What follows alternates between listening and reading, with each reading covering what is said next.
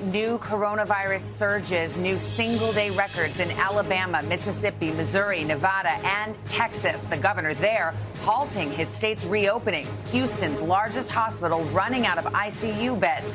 Cases exploding in California and Florida. And the new alert from the CDC, the staggering number of unreported cases. The deepening divide over masks, more states now mandating them, and the new projection showing the huge number of lives that could be saved if everyone covered up.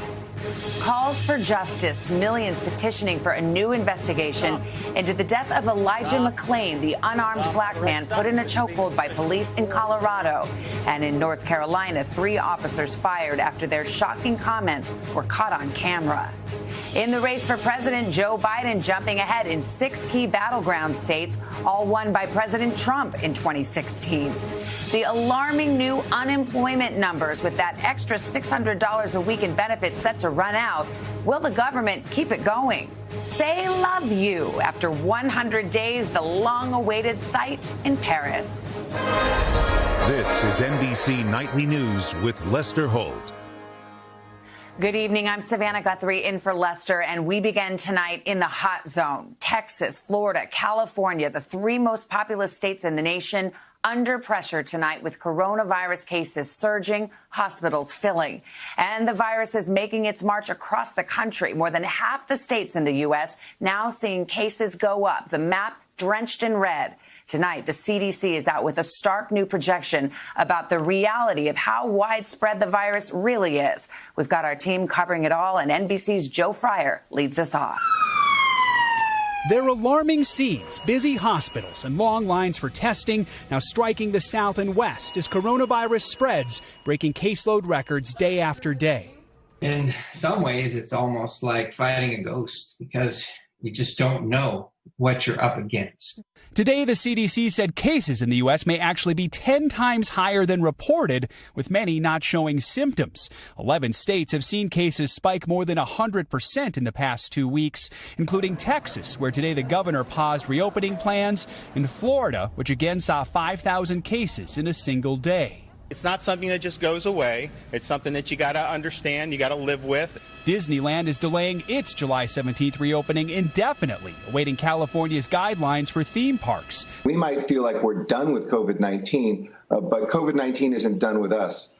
In the heart of Arizona, Maricopa County has recorded over 1/3 of its cases in just the past week. Half are under the age of 45. 30-year-old Jimmy Flores was hospitalized earlier this month. My fever was going to 103. I was, having chills, body sores. He thinks he caught the virus while visiting a bar with friends. I'm the guy that didn't take it seriously. I was not social distancing, not wearing a mask. For expecting mothers, the CDC is issuing a new warning tonight after a report found pregnant women with COVID-19 are 5 times more likely to be hospitalized. I think it's going to be really important for us going forward to counsel our pregnant patients about the importance of avoiding infections. Few know the virus's impact better than the family of Florida Dr. Eugene Safey. It's been devastating. The world has lost truly the most selfless person. Before he died from COVID-19 complications, Dr. Safey still took patient calls from his hospital bed while fighting the virus himself. He was always there for them. I mean, some people said, "Do you know your dad was my best friend?" And I had never even heard of this person before. A devoted doctor on call to the very end. Joe Fryer, NBC News.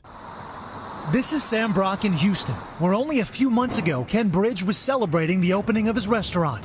Now, after 2 chefs contracted coronavirus, he's had to shut down. It was a no-brainer right away. I mean, there was no decision, but it was a tough decision. Absolutely. We've been working on this project for almost 3 years. Tonight, the Texas governor pausing the state's reopening and suspending elective surgeries at hospitals in 4 heavily impacted counties, including the Houston area, perhaps the epicenter of the crisis. With reports, hospitals here are approaching 100% ICU bed capacity, though hospital CEOs insist they regularly work around that capacity and can do so again. We're concerned that there is a level of alarm in the community that is unwarranted right now because we do have the capacity to care for many more patients. Tonight, we asked Houston's mayor. Do you think there's been unnecessary alarm when it comes to hospitalization numbers? The situation is bad. We're in the midst of a healthcare crisis.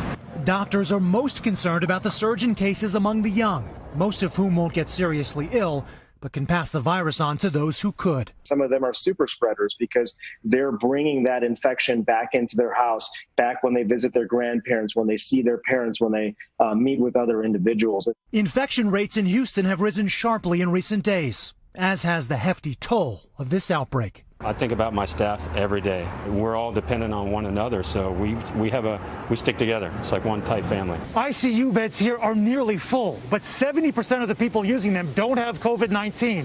About 30% do. Doctors telling people who need urgent care to still come to the hospitals for treatment. Savannah?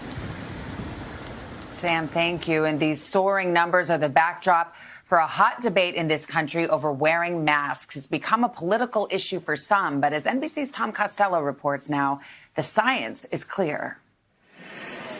Across these United States, just wearing a face mask is as polarizing as the nation's political divide. This is a plandemic. This is totally political, and you know it. After Washington's governor ordered everyone to wear a mask, a local sheriff had different advice. Don't be a sheep. In Arizona, where cases are exploding, a Scottsdale city councilman mocked a mask order. I can't breathe.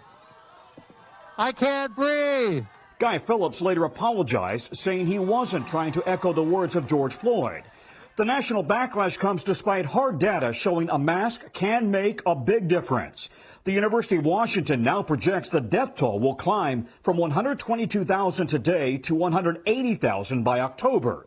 But requiring masks could save 33,000 lives. If we don't have widespread mask use as we head into the fall and cases are going up, we're going to end up shutting down the economy to save lives.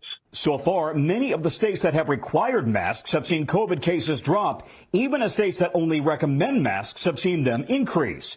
While the president's top experts have urged the public to go along, make sure you wear a mask. President Trump has only been seen wearing a mask once. Many believe ordering people to wear masks simply goes too far. I think coronavirus is real, but so is the flu, so is a lot of different viruses, and we just got to live our life and take precaution where necessary, but we got to keep going. But many mask wearers say it's a civic duty. I'm wearing a mask to protect everyone, protect myself, protect our community. If you're not wearing your mask, you're just thinking about yourself. Despite the divide, the fact that so many people have been wearing masks seems to have made a difference. By one estimate, preventing 450,000 additional cases so far. Savannah?